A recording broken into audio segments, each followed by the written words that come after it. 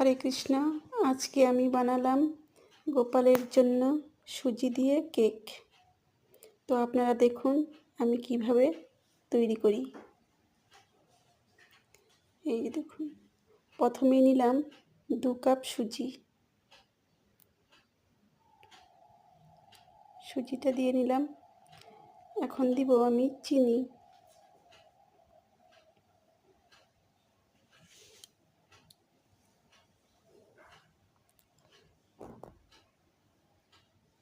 এই চিনিটা দিয়ে নিব। এখন পরিমাণ মতন লবণ দিব। তারপর আমি মিক্সি করে নিয়েছি।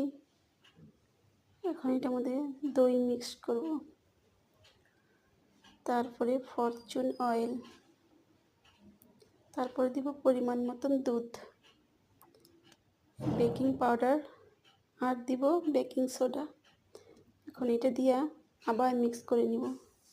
তারপরে আমি এই যে এই বাটিটার মধ্যে ঢেলে নিব। তারপরে মাইক্রো ওভেনে দিয়ে দিলাম। এই দেখুন আমার